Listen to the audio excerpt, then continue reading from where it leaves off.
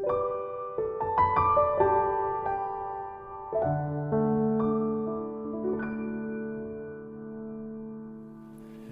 달 만에 다시 만나서 반갑습니다.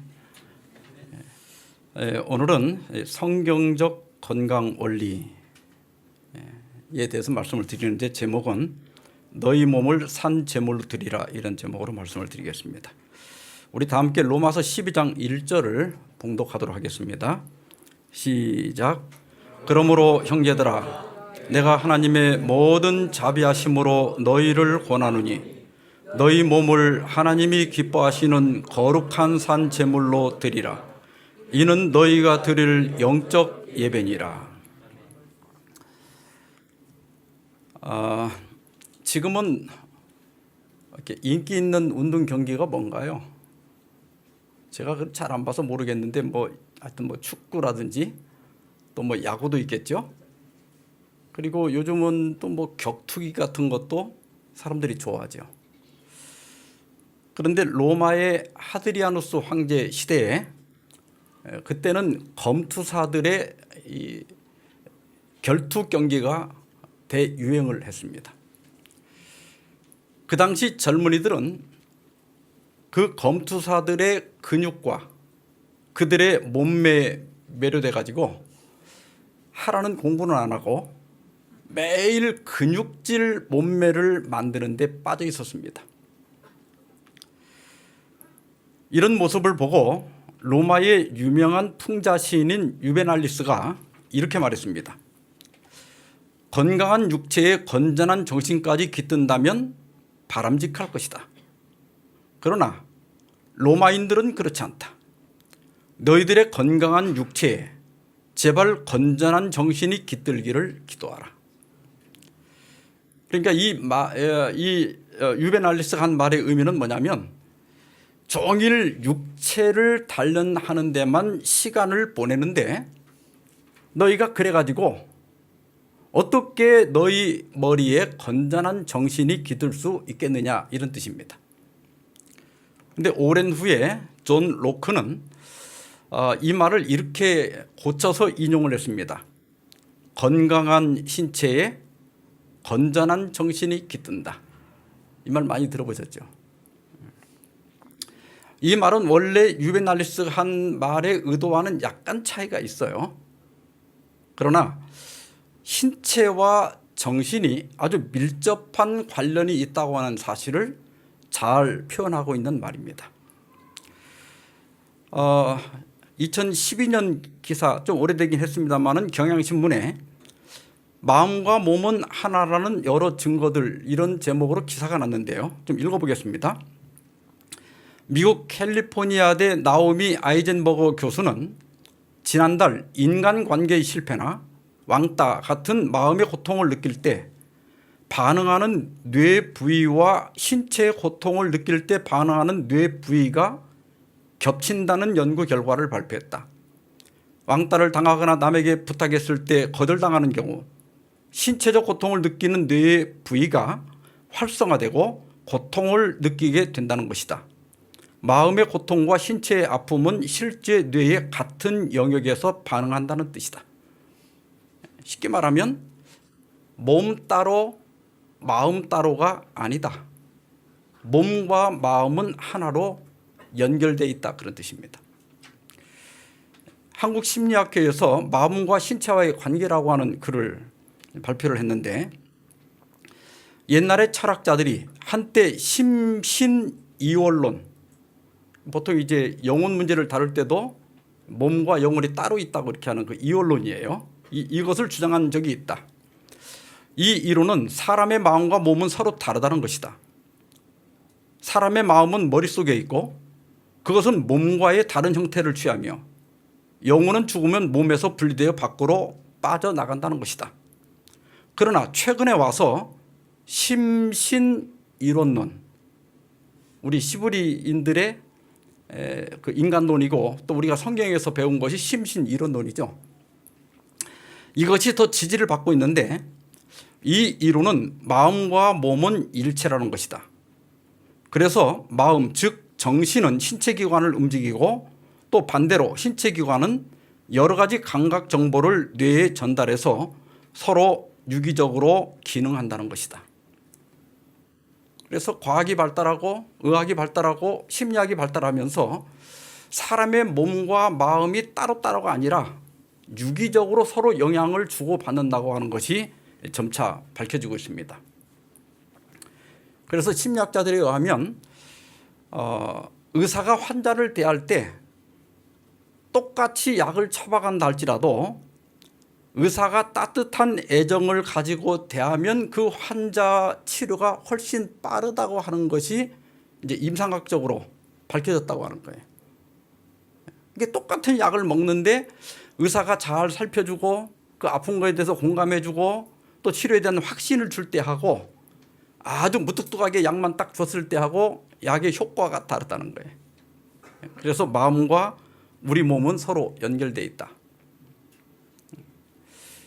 요즘은 이렇게 너무 사람들이 이렇게 빨리 변하고 빠르게 왔다 갔다 하고 막 이렇게 하다 보니까 옛날에 없던 병이 생겼는데 그게 스트레스입니다.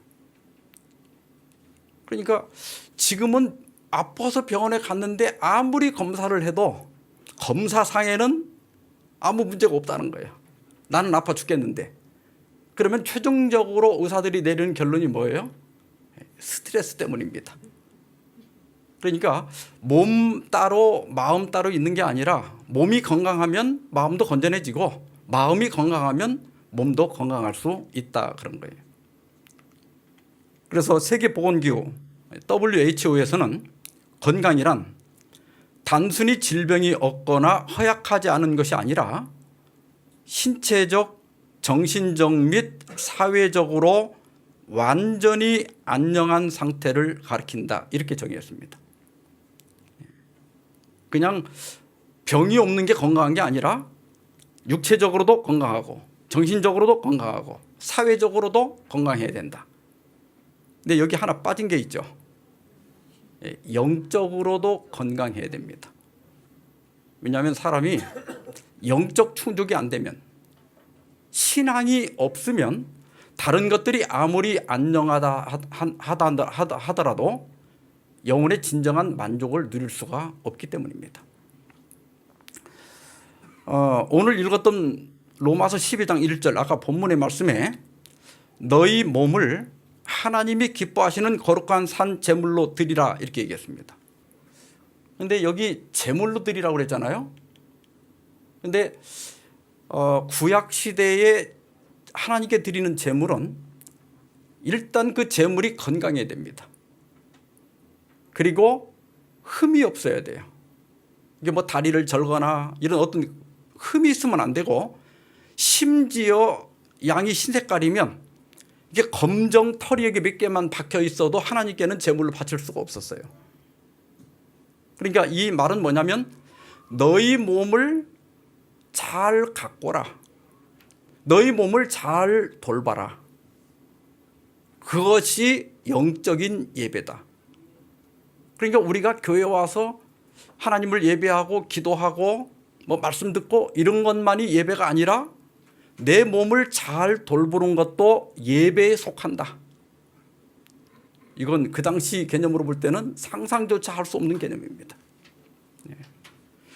그래서 여기 사도 바울은 로마서 12장 2절에서는 마음을 새롭게 함으로 변화를 받으라고 그래요.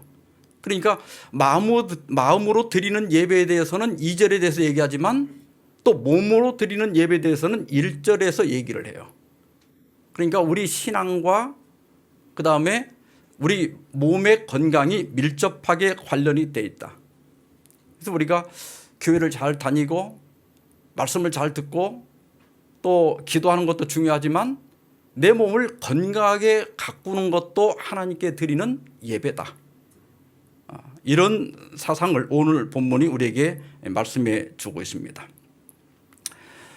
그래서 성경 주석에 보면 혼과 영의 상태는 몸 상태에 따라 크게 좌우된다. 그러므로 신체적 힘이 가능한 한 최상의 건강과 활력 있는 상태로 유지되어야 한다. 육체적 힘을 감소시키는 유해한 습관이나 이기적 방종은 무엇이든 정신적 및 영적 발달을 어렵게 한다. 영혼의 원수는 이 원리를 잘 알고 있으므로 신체적 특성을 쇠약하게 하고 타락시키는 방향으로 유혹한다. 육체적으로 건강하지 못하다고 해서 정신적으로나 혹은 영적으로 반드시 건강하지 못한 건 아니에요. 그러나 그래서 질병에 걸려 있고 이 장애를 가진 분들 중에서도 건강한 정신을 갖고 있는 분이 있고 또 건강한 영성을 갖고 있는 분들이 많이 계십니다. 그러나 우리가 잘못된 악습이나 방종으로 육체가 연약해지면 정신적으로든 영적으로든 분명히 문제가 생길 수 있습니다. 예를 들어서 내 몸에 아파가지고 내가 막 통증이 있는데 감사하기가 쉬울까요? 또 그런 상태에서 우리가 마음이 평안하기가 쉬울까요? 절대로 쉬운 일이 아닙니다. 특별히 우리가 이 몸을 잘 돌봐야 될 필요에 대해서는 사도 바울은 고린도전서 6장 19절로 20절에서 너희 몸은 왜 우리가 몸을 잘 가꿔야 하는가 하면 첫째, 너희가 하나님께로부터 받은 바. 우리 몸은 내 것이 아니라는 거예요. 하나님께 받은 것이다. 두 번째는 너희 가운데 계신 성령의 전인 줄을 알지 못하느냐. 하나님의 성령이 거하시는 집이다. 그러면 거룩하신 그분이 우리 안에 거하시려면 우리 몸이 건강하고 거룩한 상태에 있어야 하나님의 성령이 우리 가운데 거하실 수 있다는 거예요.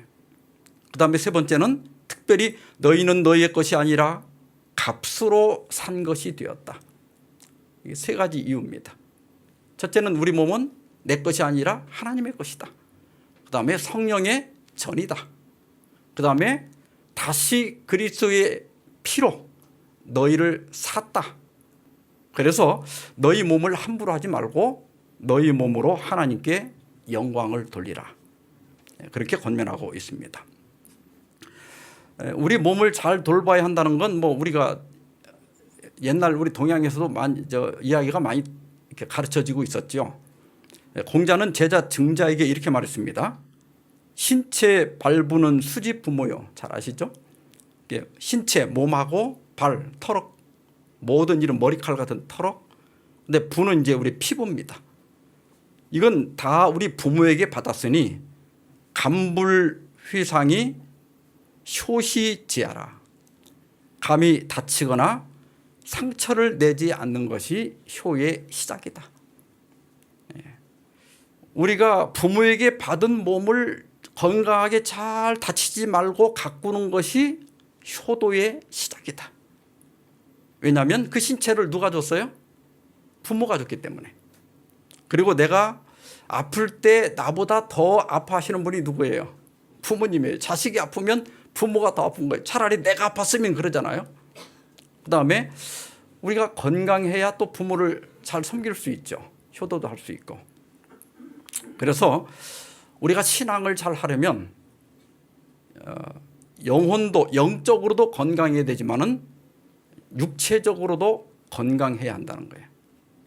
그래서 바울은 그 에베소 교회 목사로 심호하고 있던 디모데에게 편지를 보내면서 이제부터는 물만 마시지 말고 내 위장과 자주 나는 병을 위하여는 포도주를 조금씩 쓰라 그랬어요. 디모데 목사는 한 18살에서 한 20살 곧 젊은 나이에 바울의 설교를 듣고 그리스도인이 되었습니다. 근데 이 디모데는 어려서부터 신앙교육을 받았고 또 아주 신실하고 믿음도 있고 또 굉장히 그 똑똑한 청년이었어요. 그래서 바울이 2차 선교 여행, 3차 선교 여행을 할 때 데리고 다녔어요. 그런데 저도 이제 그런 편인데 이게 위하고 장이 나빴던 모양이에요. 저도 어렸을 때 물만 갈아 먹으면 꼭 배탈이 났거든요. 그 옛날에는 물을 갈아 먹어서 그렇다고 그러는데 그 물이 오염돼서 그런 거예요. 이 당시에도 이제 오염된 물을 마시다가 이제 여행 중에 깨끗하지 못한 물을 지금처럼 뭐 이렇게 마실 수 있는 물을 사 먹을 수 있는 시대가 아니잖아요. 그리고 팔레스타인이라고 하는 데는 여름에는 비가 안 오는 지역이에요. 그러니까 오염된 물을 먹고 이질 같은 게 자주 걸렸던 거예요.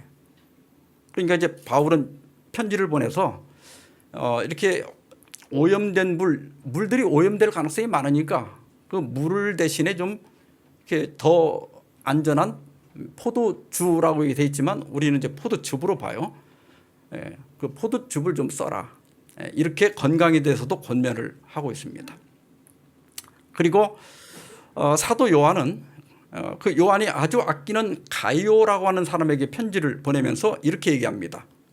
사랑하는 자여, 내 영혼이 잘된 같이.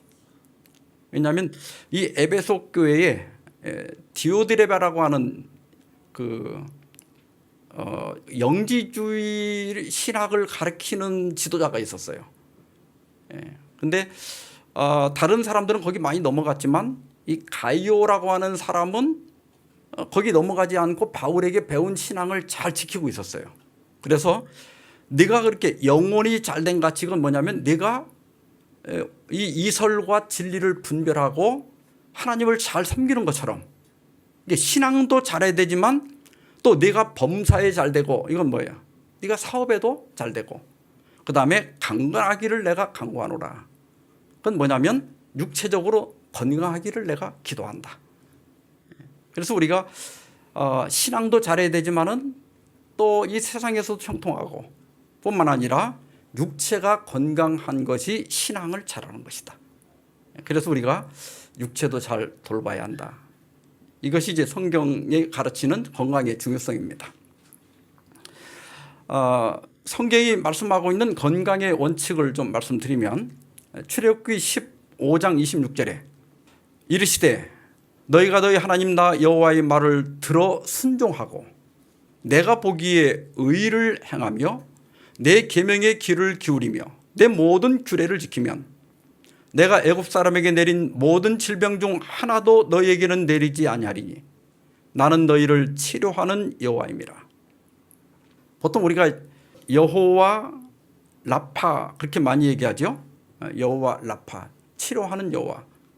근데 이제 원문에는 이제 그 라파는 로페카의 이제 어근이에요.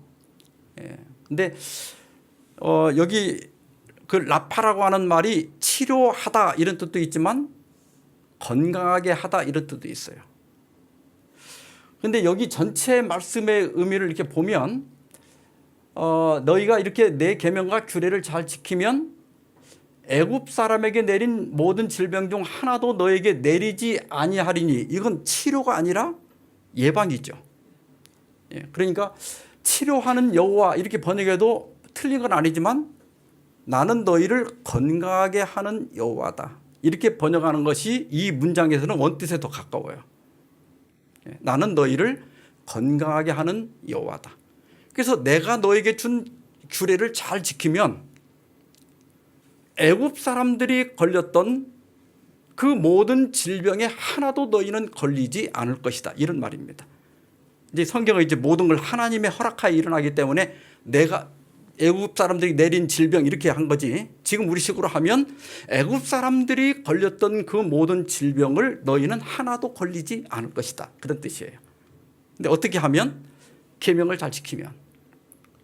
그리고 예수님께서 베데스다 그 연못에서 38년 된 중풍병자를 만났잖아요. 그런데 그 중풍병자를 치료한 다음에 나중에 다시 만났을 때 예수님께서 뭐라고 얘기하는가 하면 보라 내가 나았으니 더 심한 것이 생기지 않게 다시는 죄를 범하지 말라 그래요. 그러니까 어떤 질병은 죄하고도 관련이 있는데 죄라고 하는 게 뭐냐면 하나님의 율법과 규례를 어긴 게 죄예요. 그러니까 내가 너에게 가르친 율법과 규례를 잘 지켜라. 그래야 네가 건강할 수 있다. 그런 뜻입니다. 근데 우리는 하나님의 율법 하면 십계명만 생각을 해요. 근데 실물교훈 347, 348페이지에 보면 자연의 법칙을 범하는 것은 곧 도덕적 법칙을 범하는 것이다. 이는 하나님이 도덕적 법칙뿐 아니라 자연 법칙도 만드신 분이시기 때문이다. 그분은 이 법칙을, 자연 법칙을 당신의 손가락으로 사람의 모든 신경과 근육과 기관에 친히 기록하셨다. 우리의 신체 조직의 어떤 부분이든지 간에 그것을 잘못 사용할 때는 그 법칙을 범하게 된다. 우리가 이렇게 자동차를 사면 어떤 차는 연료를 반드시 휘발유를 넣게 돼 있죠. 어떤 차는 반드시 경유를 넣게 돼 있고, 어떤 차는 가스를 넣게 돼 있고, 요즘은 전기를 충전하게 돼 있죠. 그러니까 그 자동차를 만든 사람이 그 자동차는 연료를 어떤 걸 넣어야 고장나지 않고 제대로 갈 수 있는지 다 그렇게 설계를 했기 때문에 그 설명서대로 연료를 넣어야 차가 고장나지 않고 잘 쓸 수 있죠. 그러면 하나님께서 우리 마음을 정신적 혹은 영적인 문제를 위해서 사용 설명서를 준 것이 도덕적 율법이라면 우리 몸의 건강을 위해서 주신 사용 설명서는 자연 법칙이라는 거예요. 그래서 우리 건강에 원리가 있어요. 그런 건강의 원리를 잘 지키는 사람은 건강할 수 있다. 애굽 사람에게 내린 질병이 하나도 걸리지 않을 수 있다. 이런 뜻입니다.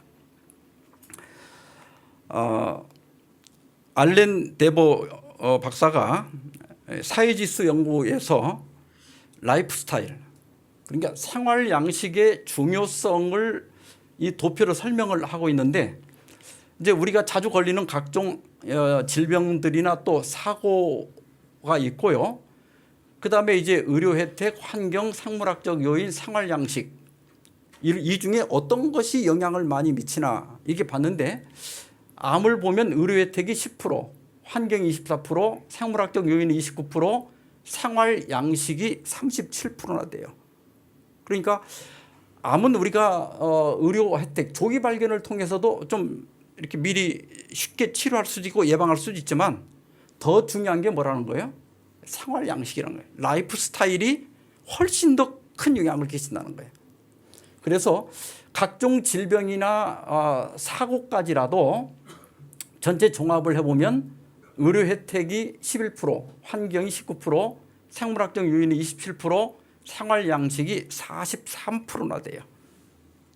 그러니까 우리가 교회만 잘 다닌다고 건강한 게 아니라 우리 육체에 하나님께서 기록하신 건강의 원칙들, 그 원리들을 잘 실천해야 몸이 건강할 수 있다는 거예요. 그런데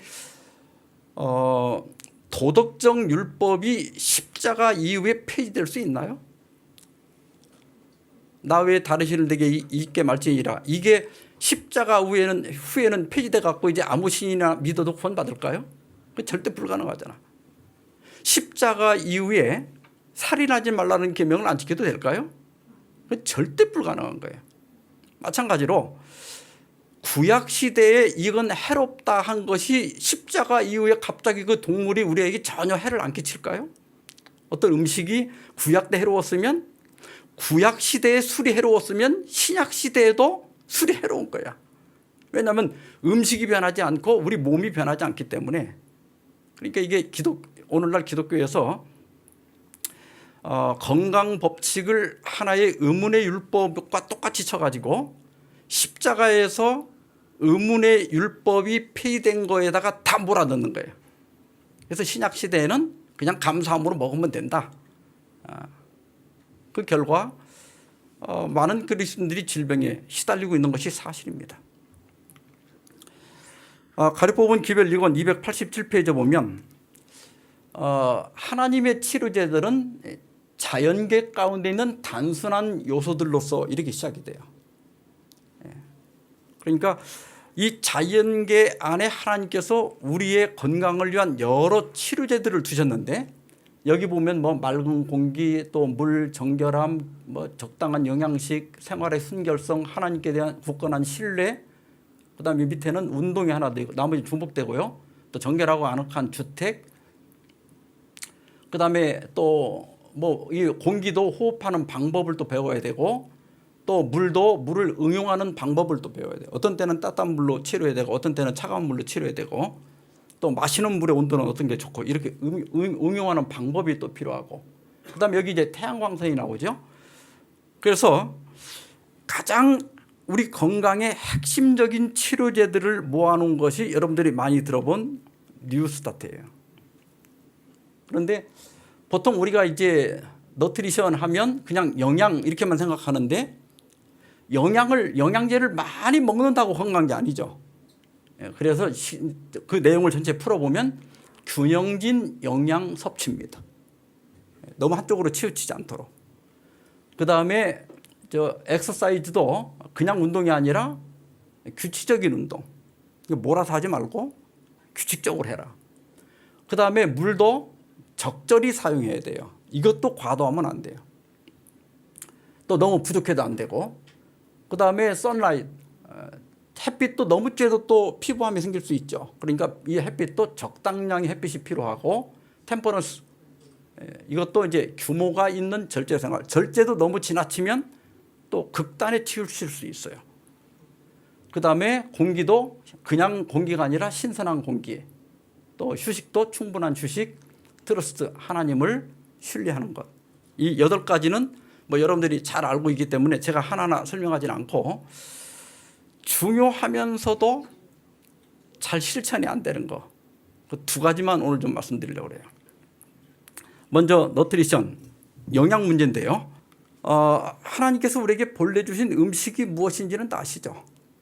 창세기 1장 29절에 보면 하나님께서 사람과 생물을 창조하시고 각각 먹을 수 있는 음식, 우리가 차를 사면 이 차에는 어떤 기름을 넣으라고 딱 돼 있죠.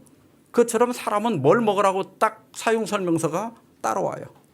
심에 있는 모든 채소, 그러니까 이것은 곡식들을 가리키죠.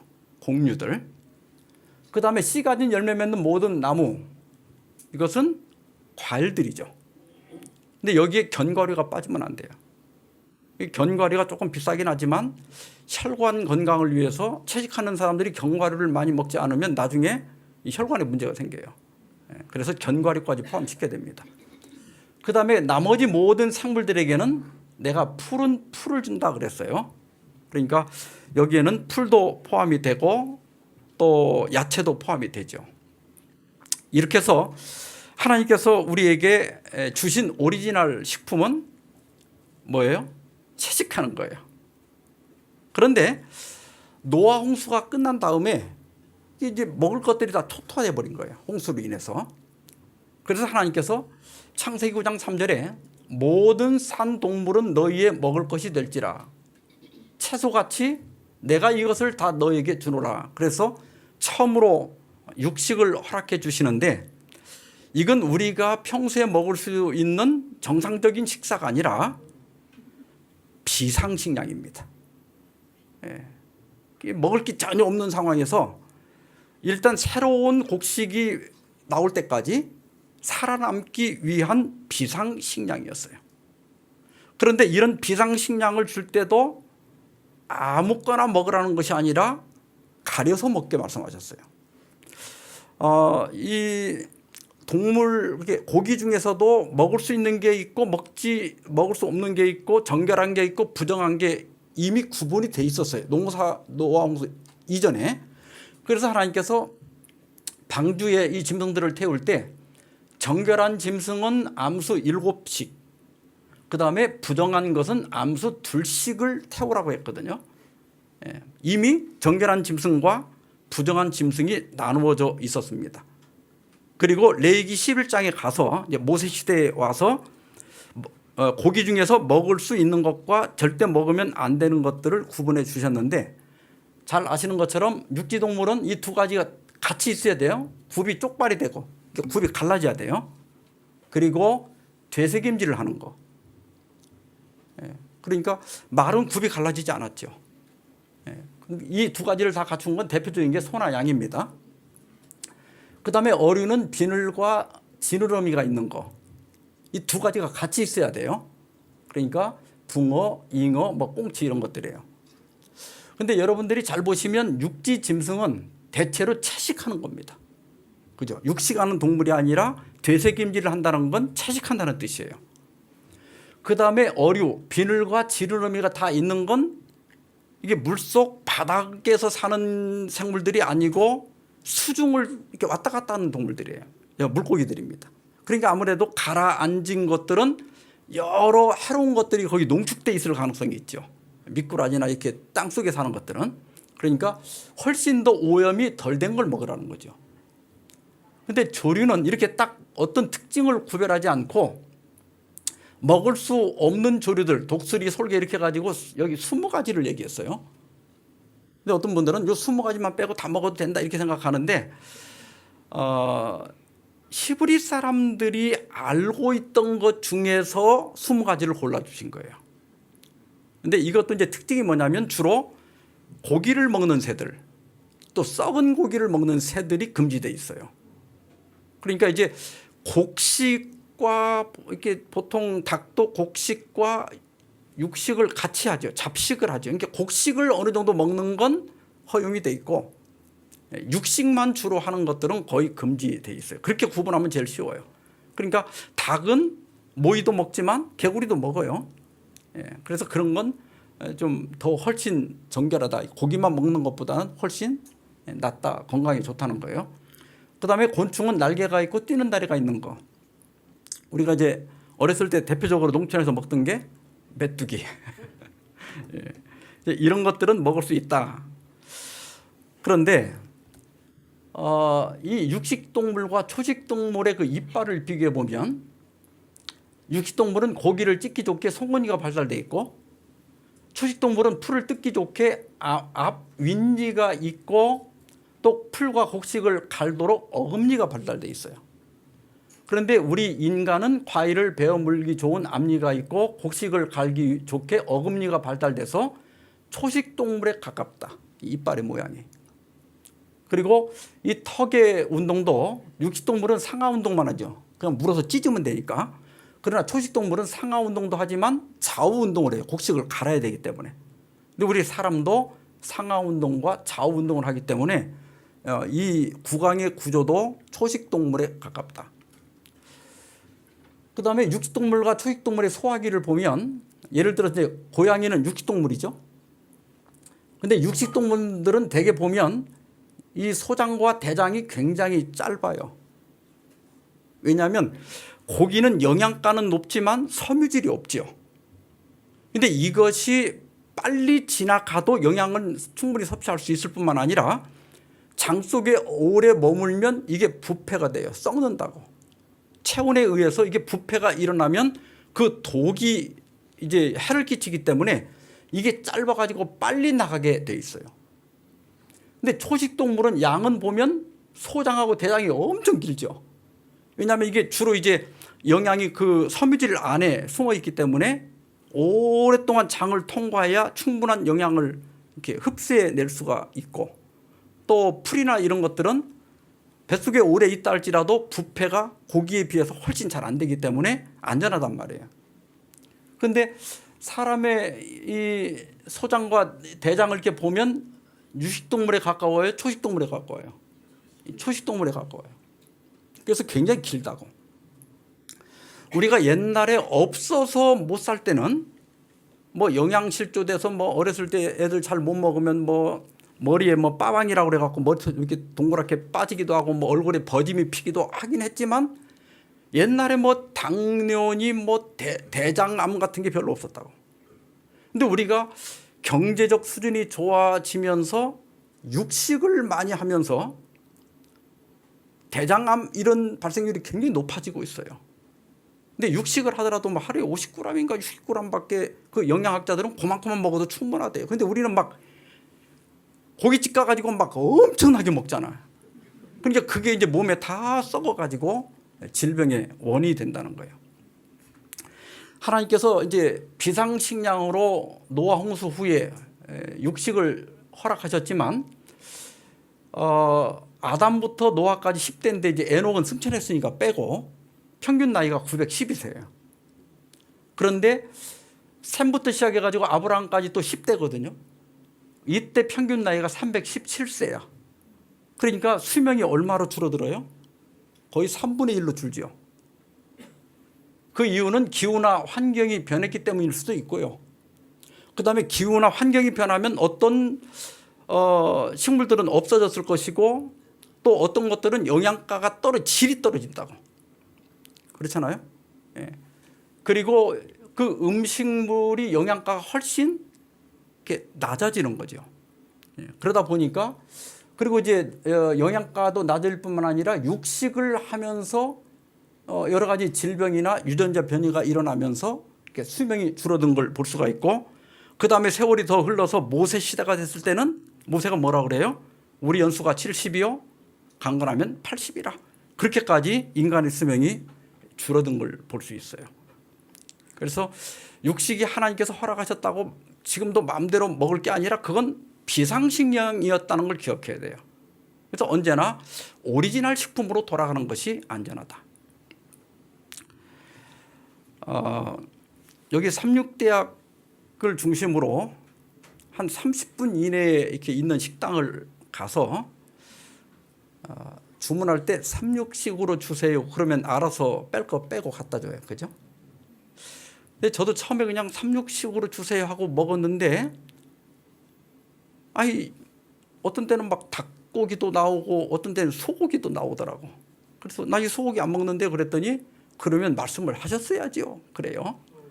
보니까 삼육식도 3가지가 있는데 저처럼 완전 채식만 하는 삼육식, 그다음에 생선까지 먹는 삼육식, 돼지고기나 해물은 안 먹지만 소고기까지 먹는 삼육식이 있다고 그래. 그러니까 우리 교인들이 뉴스타트에 대해서 또 성경의 건강 원리를 배웠지만 완전히 이렇게 성경의 원칙대로 안 사는 분들도 아직도 있는 거예요. 그래서 제가 이 문제를 오늘 다루는 거예요. 이 채식주의자도 베지터리언이 있고 세미 베지터리언이 있어요. 근데 이제 플루테리언은 이 사람은 식물도 내가 잘라 먹으면 안 돼. 상추도 자르면 식물이 아프다는 거야. 그래가지고 이 사람들은 떨어진 것만 먹어. 이게 이제 너무 극단주의, 이게 절제도 너무 극단으로 하는 거야. 그다음에 이제 비건은 과일과 채소만 먹는 것이고, 이제 물론 여기 곡식은 들어갑니다. 락토는 우유를 포함한 것이고, 오보는 계란을 포함한 것이고, 락토오보는 우유와 계란까지 먹는 것. 여기까지를 베지터리언으로 봐요. 그다음에 세미 베지터리언이 있어요. 이제 반채식주의자죠. 여기다 이제 페스코는 어류가 포함된 거고 생선까지 먹는 거. 그다음에 폴로는 거기다가 이제 닭까지 포함시키는 거예요. 생선에다가 닭까지는 먹는 거야. 근데 플렉스테리안이라고 하는 게 있는데 이 사람들은 주로 이제 채식은 하지만 뭐 그냥 주어지면 우유, 계란, 어류, 조류, 동물, 뭐 소고기도, 돼지고기는 안 먹지만 누가 차려주면 그냥 먹는 분들이에요. 근데 이게 하나님을 위해서 하는 게 아니라 내 자신의 건강을 위해서 하나님께서 우리에게 오리지널 식품을 주셨기 때문에 우리가 가급적 최소 아무리 못해도 락토오보 이상으로는 좀 실천하는 것이 건강에 좋다. 저희 가문에서는 저희 아버님이 처음으로 이 재림 신앙을 받아들이셨는데, 그래서 이제 그 친척들한테 이렇게 복음을 전했는데, 그 어떻게 보면 참 우연일 수도 있지만 재림 신앙을 받아들인 사람은 한 명도 예외 없이 80을 넘게 다 사셨어요. 저희 아버님은 지금도 92살인데 지금도 약은 안 드십니다. 그런데 저희 재림 신앙을 안 받아들인 분들은 80을 못 넘기고 다 돌아가셨어요. 뭐 큰아버지, 큰어머니 다 80을 못 넘기셨어요. 저는 음식물에 영향이 있다고 생각을 해요. 또 신앙도 연관이 있고. 그래서 저희 아버님도 그러셔요. 내가 재림교인이 안 됐으면 나도 벌써 죽었을 거다. 그 얘기를 지금도 하셔요. 코메디닷컴이라고 이건 의학자들이 모이는 홈페이지예요. 여기에 고기를 덜 먹으면 오래 살까? 고기 단백질은 조기 사망에 영향, 그런 기사가 있는데요. 고기를 많이 먹는 남성이 조기 사망할 위험이 크다는 연구 결과가 나왔다. 이스턴 핀란드 대학교 연구진은 40에서 60세 남성 2,600명을 22년간 추적 조사를 한 거예요. 그 기간에 1,200명이 죽었는데요. 하루에 고기를 76g 미만으로 먹는 남성과 비교할 때 250g 넘게 먹는 남성이 조기 사망할 위험은 23%가 컸다. 고기 섭취량은 붉은 살, 흰살, 내장 등을 포함해서 측정했다. 일반적으로 단백질을 많이 먹는 것이 조기 사망의 위험을 높이진 않는다. 생선, 달걀, 유제품이나 콩 등에 섭취하는 단백질은 조기 사망에 영향을 끼치지 않는다. 연구진은 연구 대상 남성의 생활 습관, 식성, 수입, 병력 등을 모두 고려하여 분석한 결과 결론이 뭐예요? 고기 단백질은 조기 사망 위험에 영향을 준다는 거예요. 왜? 이게 우리 오리지널 식품이 아니거든요. 그러니까 다른 휘발유를 쓰니까 차가 빨리 고장나는 것처럼 우리가 하나님께서 원래 주신 음식을 먹는 것이 건강에 필수적이라고 하는 겁니다. 민수기 11장에 보면 이제 그 만나만 막 계속 먹으니까 그래도 이스라엘 백성들은 잘 참던데 이 섞여 사는 무리가 문제야. 이스라엘이 출애굽할 때 따로는 나왔는데 완전히 하나님 백성이 안 된 사람들이에요. 근데 이런 사람들이 막 울면서 누가 우리에게 고기를 주어 먹게 하랴. 근데 하나님께서는요, 인간이 이렇게 고집을 부리면 해봐라 그럽니다. 왜? 인간들은 말로 해서 못 알아듣거든. 왕도 달라고 하니까 그러면 한번 왕 해봐라 이래. 그래가지고 막 동풍을 불어갖고 메추라기를 이렇게 날라오는데 이 바람이 부른 게 메추라기가 거기 성경에 보면은 이렇게 한 1m 정도 높이로 막 날아다니는, 바람 때문에 높이 올라가지 못한 게 막대기로 막 때려잡는데 이렇게 때려잡았어요. 근데 여기 적게 이틀 동안 잠도 안 자고 밤낮으로 때려잡았는데 적게 잡은 사람이 10호멜이야. 그러면 2200리터야. 그러니까 이제 막 손질을 해갖고 내장을 긁어갖고 이걸 말려가지고 한 달 내에 메추라기만 먹은 거예요. 근데 민수기 11장에는 하나님께서 재앙으로 쳤다고 그랬는데 시편 106편 15절에 보면 그러므로 여호와께서는 그들이 요구한 것을 그들에게 주셨을지라도 그들의 영혼은 쇠약하게 하셨도다 그랬거든요. 근데 여기 쇠약하게 이 말이 라존인데 야유였다, 또 혹은 쇠약하다, 모자라다 이런 뜻이에요. 다시 말하면 병에 걸린 걸 말하는 거예요. 한 달 내에 그냥 메추라기만 맨날 먹으니까 각종 문제가 생긴 거예요. 그래서 쇠약해진 겁니다. 그래서 이번 기회에 다시 한번 잘 입맛을 점검하셔서 하나님께서 우리가 몸 건강하라고 주신 그 사용 설명서를 잘 순종하시면 몸도 건강하고 또 신앙생활도 건강해집니다.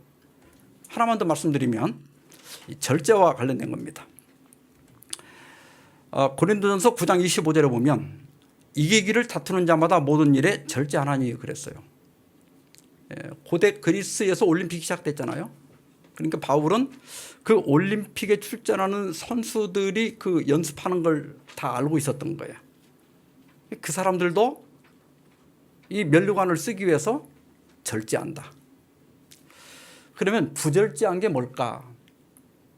필요 이상 영양을 공급하는 것도 부절제예요. 옛날에는 못 먹어서 문제지만 지금은 영양 과잉 섭취가 문제되는 분들이 많아요. 그 다음에 꼭 필요한 성분을 빼는 것, 무익하거나 해로운 것을 취하는 것, 이게 뭐가 있을까요? 술, 담배, 마약 그런 것들은 전혀 무익한 거죠. 그 다음에 능력 이상의 무리한 일을 하는 것, 필요한 과정을 줄이거나 불필요한 과정을 집어넣는 것, 규칙이나 안전을 무시하는 것, 교통법규 안 지키는 것도 부절제예요. 그 다음에 부적당한 때 무리하는 것, 쉬어야 될 때 쉬어야 되는데 그걸 못 쉬는 것도 부절제한 거예요. 오늘 제가 대부분 우리 교인들이 다 절제 잘하지만 이 3번과 관련해서 좀 말씀을 드리려고 하는데 3040들은 좀 어떻게 생각할지 모르겠어요. 커피 얘기 좀 하려고 합니다. 여기 무익하거나 해로운 거거든요. 음식물에 관한 권면 424페이지 보면 차와 커피가 신체 조직에 자양분을 주지 못한다. 영양가가 없는 거예요, 별로. 물론 이제 그 좋아하는 사람들은 또 뭐 커피가 약이라고 그러는데 어쨌든 그게 생존에 꼭 필요한 건 아니에요. 기운이 나는 듯이 느껴지는 것은 다만 신경의 흥분일 뿐이다. 그 자극의 영향이 사라지면 비정상적인 힘은 빠지고 그 결과는 그만큼 노곤하고 쇠약해진다. 이러한 신경 자극물들을 계속 사용하면 여러분 커피 드시는 분 일요일날 같은데 커피 안 먹으면 두통 오지요. 이게 두통, 불면, 심계항진, 소화불량, 떨림, 기타 여러 가지 장애를 일으킨다. 그 이유는 그런 것들이 생명력을 소모시키는 까닭이다 그랬거든요. 이게 굉장히 중요한 말씀을 하셨어요. 바이틀 파워, 생명력이에요. 그런데 스트레스 이론의 창시자인 한스 셀리라고 하는 박사가 있어요. 이분이 그 스트레스 오브 라이프라고 하는 책에서 나는 생물마다 일정량의 천부적 적응 에너지 곧 활력을 갖고 있는 것을 보여준 동물 실험을 기록하였다. 그러니까 이분이 보니까 동물들이 뱃속에서 몇째 주 되는 때 평생 쓸 활력이 뱃속에서 다 만들어진다는 거예요. 그 산모의 건강 상태나 이런 거에 따라서. 그리고 어떤 사람은 150년 살 활력을 갖고 태어나고 어떤 사람은 뭐 20년 살 활력을 갖고 태어나는 거예요. 이 활력은 장수하며 그리고 사고 없는 삶을 통해 서서히 사용되든지 아니면 단명하고 더욱 긴장이 많은 생애를 하는 동안 신속하게 사용될 수 있다. 그러니까 수명은 우리가 어머니 뱃속에서 이미 다 갖고 태어난다는 거예요.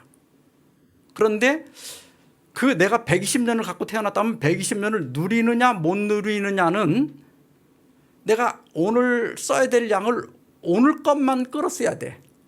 근데 이걸 과도하게 미래에 쓸 걸 끌어다 쓰면 빨리 잔고가 없어지는 거예요. 그래서 이런 얘기를 했습니다. 활력은 특별한 은행 계정과 같아서 그대가 찾아 사용할 수는 있으나 적립으로 증가시킬 수는 없다. 타고난 생명력은 타고나기 때문에 보약 먹는다고 수명이 늘어나는 게 아니에요. 그건 타고난 거예요. 그래서 찾아는 쓸 수 있지만 적립이 안 되는 거예요. 많은 사람들은 그들이 아주 긴장된 활동으로 자신들을 혹사한 뒤에 휴식을 하면 이전의 상태로 그들을 회복시킬 수 있다고 믿는다. 그것은 그릇된 생각이다. 동물 실험을 통해 명백하게 입증된 사실은 우리가 과도한 활동을 할 때마다 지울 수 없는 흔적이 생기고 우리 세포 안에 또한 그것은 또한 회복시킬 수 없는 활력의 비축금을 미리 사용한다. 그러니까 우리가 졸리는 건 피곤하니까 잘하는 신호야. 근데 커피를 먹는 것은 뇌에다가 피곤하다고 하는 생각을 없애주는 거예요. 이 자극을. 그러니까 안 피곤한 줄 알고 무리를 하게 되는데 그건 반드시 우리 몸에 지울 수 없는 상처를 흔적을 남기고 또 미래에 쓸 활력을 미리 끌어다 쓴다는 거예요. 그래서 노후에 병약하고 비참한 삶을 살 수 있다. 왜냐하면 노후에 쓸 활력을 미리 다 갖다 써버리기 때문에. 그래서 술, 담배만큼 즉각적인 폐가 나타난 건 아니라 할지라도 카페인을 과도하게 또 매일 규칙적으로 사용하는 것은 굉장히 건강에 해롭다는 거예요. 그건 나중에 늙어서 쓸 생명력을 지금 갖다 쓴다는 생각을 꼭 기억하시기 바랍니다. 자, 이제 말씀을 마치면서 다니엘이 18살의 젊은 나이에 바빌론의 포로로 잡혀갔죠. 근데 이제 왕궁 학교에 선발돼 가지고 이제 다니게 됐어요. 그런데 다니엘이 식사를 하러 딱 가보니까 막 그 돼지고기도 나오고 못 먹는 해물들이 나오는 거야. 그래서 뜻을 정하여 왕의 음식과 그가 마시는 포도주로 자기를 더럽히지 아니하리라. 그러니까 부정한 동물들이죠. 하고 환관장에게 구했다고 그랬어요. 그래서 이제 결국은 환관장이 니들 만약에 건강이 나빠지면 내가 목이 날아간다. 그래갖고 실험을 해보자. 그래갖고 실험을 했는데 열흘 후에 그들의 얼굴이 더욱 아름답고 살이 더욱 윤택하여 왕의 음식을 먹는 다른 소년들보다 더 좋아 보이지라. 채식의 효과가 확실하게 나타난 거예요. 이게 채식이라고 하는 게 뭐냐면 이때 뭐 제사 음식이냐 아니냐 이게 아니라 이 다음에 보니까 그 감독하는 자가 채식을 주니라 그랬죠. 그러니까 실제로 이제 그 당시 바벨론의 서령 문자를 보면 거기 음식 목록이 나와요. 메뉴가. 거기에 돼지고기나 각종 부정한 짐승들이 나와요. 그러니까 다니엘이 그걸 보고 나는 고기는 안 먹겠습니다. 이렇게 해서 채식을 했는데 훨씬 더 좋았다는 거예요. 근데 건강만 좋은 게 아니라 나중에 17절 20절에 보면 하나님이 이 네 소년에게 학문을 주시고 이 학문이 원문에 맞다인데 지식을 주시고 이런 뜻이에요. 그리고 모든 서적을 깨닫게 하시고 아까 우리 성도님이 이렇게 처음에는 예언의 신이 잘 안 읽어졌는데 자꾸 이제 읽으니까 지식이 늘어난다고 그랬죠. 근데 우리가 몸이 건강할 때 책도 더 잘 봐지는 거예요. 이해가 더 잘 되고. 그리고 지혜를 주셨으니 왕이 그들에게 모든 일을 묻는 중에 그 지혜와 총명이 온 나라 박수와 술객보다 10배나 나은 줄을 아니라. 여러분 이런 부정한 동물들 안 먹는 유대인들이 전 세계적으로 머리가 좋다고 알려져 있잖아요.